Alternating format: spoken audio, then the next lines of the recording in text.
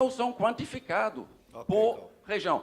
E não me venha com macro-região do plano diretor para definir isso aqui. É uma questão de unidade de planejamento que precisa ser definido e não é prefeitura-bairro também, que é uma conjunto. A gente tem 164 bairros e a gente tem quantos? 21 prefeituras-bairro. Então, isso aqui.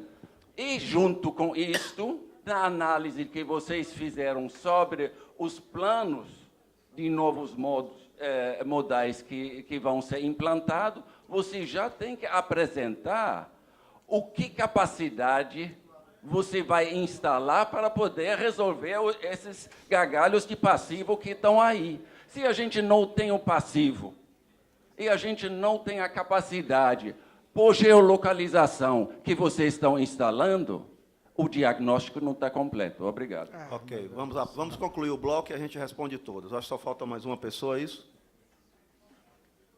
Duas? Então vamos lá. Quem é o próximo?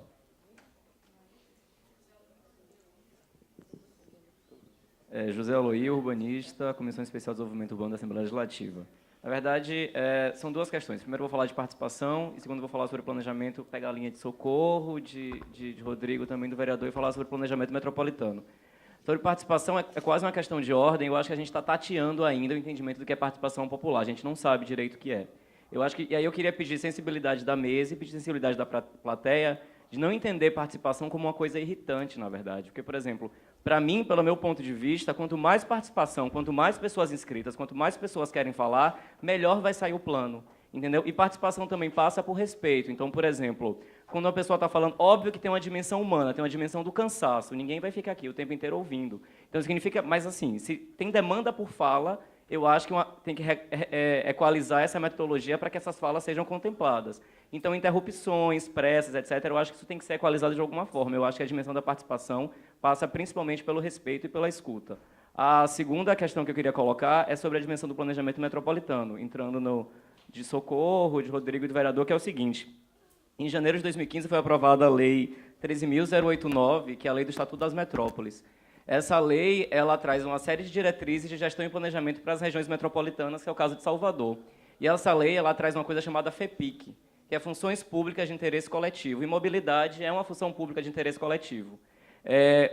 A gente sabe que esse plano está sendo viabilizado com algumas interrupções, etc. Mas a pergunta que eu quero fazer para o secretário, enquanto instância de planejamento municipal e na oportunidade de elaboração de um plano, é o seguinte: o plano prevê a elaboração de um PDUI, que é o Plano de Desenvolvimento Urbano Integrado, e depois de concluído esse plano, os municípios têm que adequar os seus planos a esse.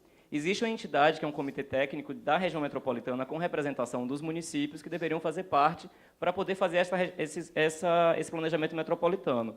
Acontece que a cidade de Salvador ela nunca enviou representante para a entidade metropolitana.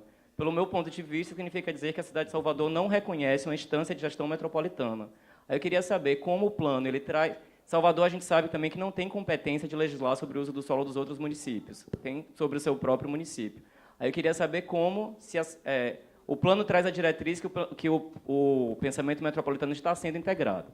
Pensando que a cidade de Salvador não tem competência de legislar sobre os outros municípios, pensando que a cidade de Salvador não reconhece a entidade metropolitana enquanto instância de planejamento, porque não enviou um representante, a entidade já existe há vários anos. Eu queria saber como o plano vai contemplar essa questão metropolitana. Ok. Vamos à última pergunta, de quem é? Bom dia, mesa. Marcelo Medeiros, professor da UFRB. Na verdade, eu queria retomar uma pergunta que foi feita logo no início da presidente da BADEF sobre o estacionamento público. E eu não sei se eu não me passei na resposta, me perdoem, né, se teve a resposta, eu posso depois consultar os áudios, mas também não vi no diagnóstico, porque é fundamental a gente saber, né, a quantidade de vagas para né, pessoas com deficiência. Né, tem que ter esse diagnóstico aí para poder equacionar direitinho.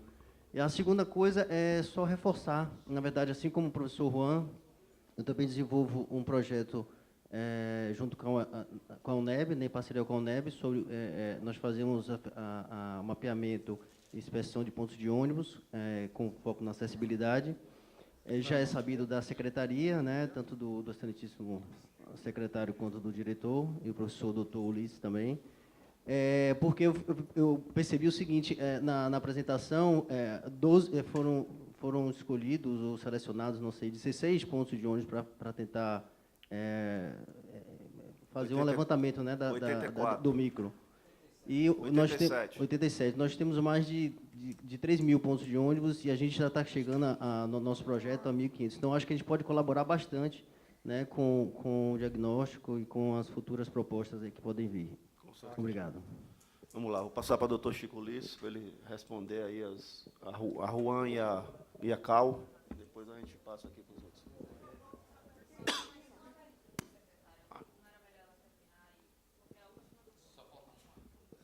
Vocês disseram que tinham escrito todo mundo. Vamos lá. Vamos lá. Tá bom, bom dia, meu nome é Cristina. Eu também sou aí do tempo de Chiquinho, Chiquinho. os dinossauros do transporte. Mas, assim, o que eu queria falar é que eu senti uma falta aí no diagnóstico com relação à qualidade do transporte público que é oferecido em Salvador.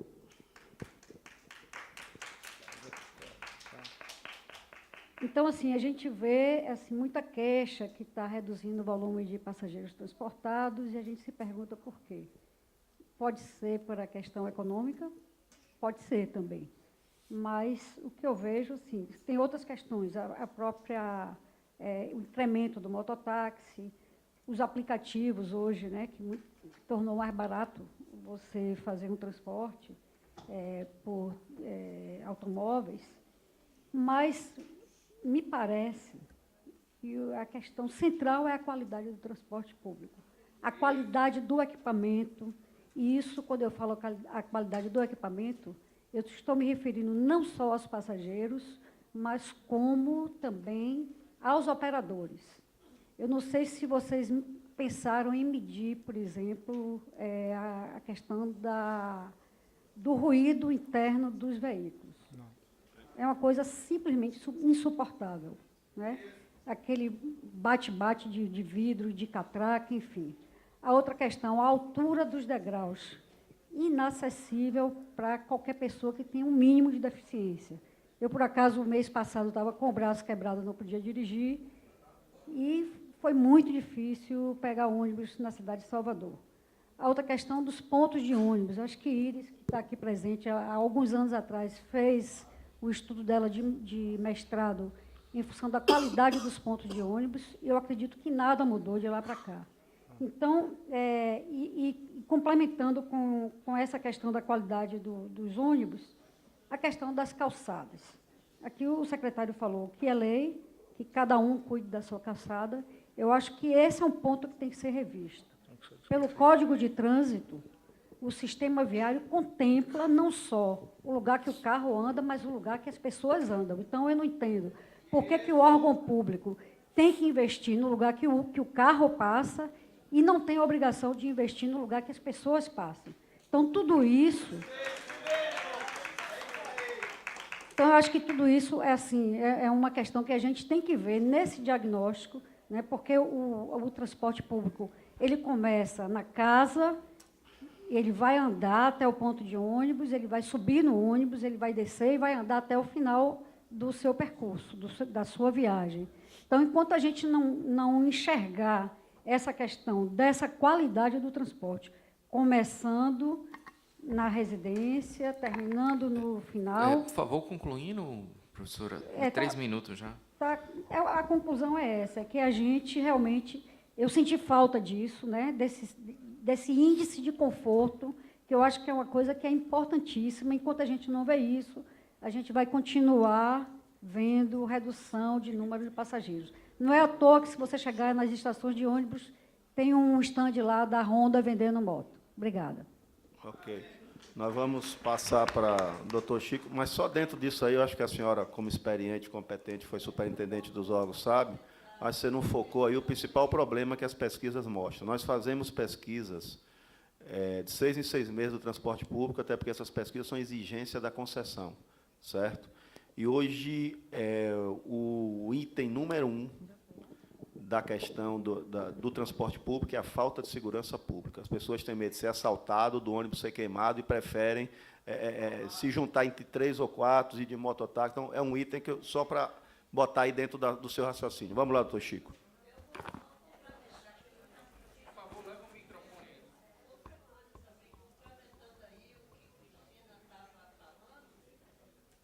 Só um segundo, Iris, por favor, para chegar até o microfone e poder ficar registrado sua fala. Além da zoada dentro do carro, ainda temos veículos que ainda botam som. E quando você fala, o motorista, o cobrador, fica rindo de você, colocando música nas alturas dentro do ônibus. Esse é um problema. O outro, não para no ponto. Você nem sempre para, porque bem quando está chegando no ponto, um ultrapassa o outro. E outra coisa também é a falta de informação nos pontos de ônibus, da linha que você quer. Você não sabe. Nós você implantamos não sabe. E eu acho que a gente não pode se limitar aí só ao aplicativo. Porque é isso que eu ia nem dizer. todo mundo, às vezes, você chega ali, você quer saber, você não tem informação. Bom, como eu não me senti... Ok, vamos lá, Chico. Sobre Juan. Juan tem um excelente trabalho nessa área de microacessibilidade, inclusive ele gentilmente nos cedeu o trabalho dele, que faz uma avaliação de Salvador sobre o aspecto da microacessibilidade, etc. E que esse diagnóstico ele ainda está como minuta, né?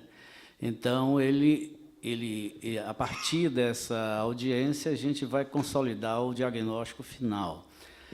E, nessa perspectiva, acho que a gente poderia ter as contribuições das pessoas. No caso de Juan, a gente já convidou ele e a equipe que trabalhou no Como Anda Salvador, ou não sei se é exatamente esse, mas para que complemente a nível do trabalho isso que ele está falando, né? Porque há um avanço, eu acho, a partir das escutas setoriais, do foco na microacessibilidade, a questão do relevo, que foi apresentado aqui, a questão da conectividade e esses 3 elementos casados com a renda. Então, esse foco é um foco até que veio com uma contribuição das escutas, né, de você trabalhar a microacessibilidade em Salvador e levando em conta essa questão do relevo, a renda e a conectividade. Então, acho que é um avanço. Acho que a gente poderia, o que o professor Juan fala, é a questão da mensuração dessa situação. E que está um pouco casado com Cristina, quando ela fala da qualidade, a mensuração. Eu acho que essa questão da mensuração é uma coisa que vem sendo construída, porque, principalmente aqui em Salvador, a gente não costuma trabalhar com monitoramento para fazer avaliações, nem antes, nem depois, né? E também a gente está trabalhando num conjunto, né, de indicadores que já não uma mensuração da qualidade do transporte, especificamente, mas dentro de uma perspectiva de mobilidade urbana sustentável, ou seja, não medir só os aspectos operacionais, mas também, e aí a gente está trabalhando com um conjunto de 22 indicadores, onde você trabalha também com essa questão ambiental, a questão da acessibilidade, a questão da multiplicidade modal, quer dizer, sair um pouco dessa visão muito estrita que nós temos aqui, que é do ônibus. Então, é um trabalho que está sendo desenvolvido, a definição de um índice de mobilidade urbana sustentável, que vai além dessa coisa especificamente operacional e econômica. Mas eu acho a contribuição também, a questão de Cal coloca, né? Eu acho que são contribuições que, evidentemente, a gente teria que incorporar até através de outras... a gente vai ter um outro momento de workshop, né? Que é um workshop até que o próprio Cal sugeriu, de algo parecido com um workshop de desafios, alguma coisa assim, e que vai ser o próximo workshop, que é exatamente o workshop dos desafios, porque a gente está chamando de prognósticos, mas é avaliar fazer uma avaliação desses planos que estão aí, se eles atendem, o que lacunas eles deixam, né? Porque não quer dizer que esses planos que existam, eles são suficientes para atender a cidade do futuro. Então, a gente tem também uma visão crítica do que está sendo proposto, né? Alguns são irreversíveis, eles têm que ser trabalhados à luz da irreversibilidade, mas o plano, como o secretário falou no início, vai ter que harmonizar e dar uma certa coerência a esses planos que foram concebidos de forma setoriais, né? Então, a gente tem que ver o metrô, o VLT, os BRTs, as vias que estão propostas, e fazer uma avaliação dentro de uma visão de rede única da cidade e tendo em vista a cidade do futuro.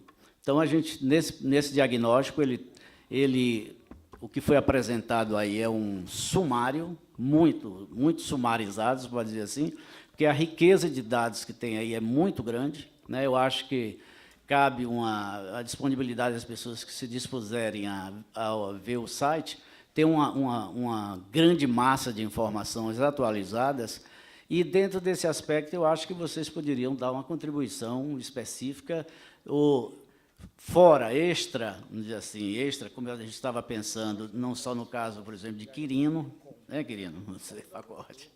De Quirino, como o professor Juan e a equipe dele, e o próprio CAL, né, de você ter, desse espaço que vai ter até o prognóstico, você ter uma contribuição mais específica. No caso de Juan, ele já enviou os estudos que ele desenvolveu nessa área.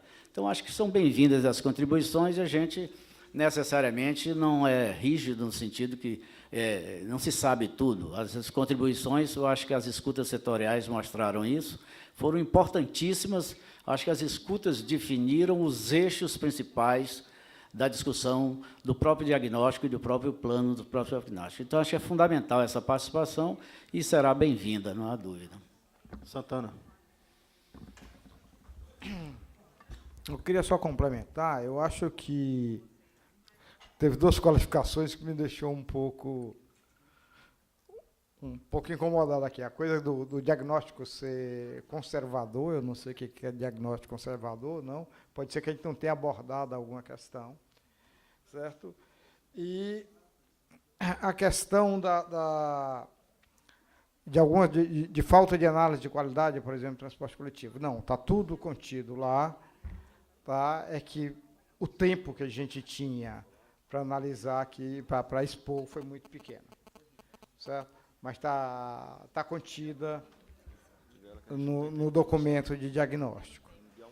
E a preocupação, acho que o doutor Juan e Marcelo citaram aí essas contribuições, é uma preocupação que a gente está levando muito a sério, desde quando vocês alertaram a gente que tem vários planos de Salvador para a cidade plana, certo? E a realidade dessa cidade é outra, certo? Então, evidentemente, o conteúdo desse plano, no fim, vai ter uma forte influência da fala de vocês. Por exemplo, a questão do transporte vertical é fundamental. Toda a equipe nossa está convencido que a gente tem que enfrentar essa questão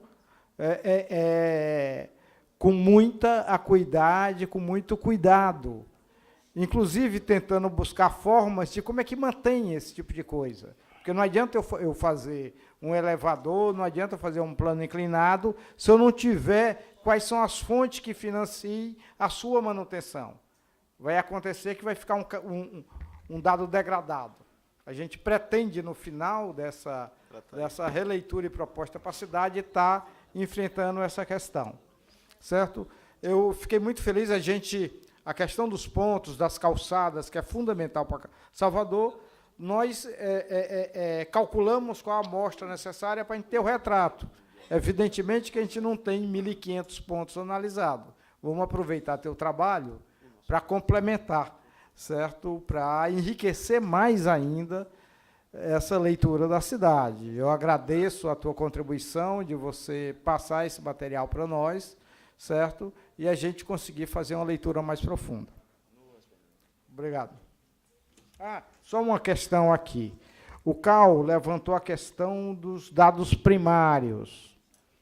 Existe um relatório, não sei se está publicado ou não, de todas as pesquisas que foram feitas. Contagem, ocupação visual, tempos de acesso, frequência, a pesquisa de preferência declarada e de custo de estacionamentos. Certo? Se não está publicado, nós vamos providenciar junto à secretaria para serem publicados. Não, a capacidade do sistema viário, nós codificamos todo o sistema viário de Salvador. Todo não, nós codificamos 1.900 quilômetros, desculpa, certo? Que foi o sistema de viário que entrou para a simulação. Não precisava codificar os 2.800 quilômetros. Codificamos o que era necessário para todas as simulações. Lá tem todas as capacidades, todas as coisas. Mas isso não está publicado, tá? Isso não está publicado, está no ferramental de planejamento que nós fizemos, tá?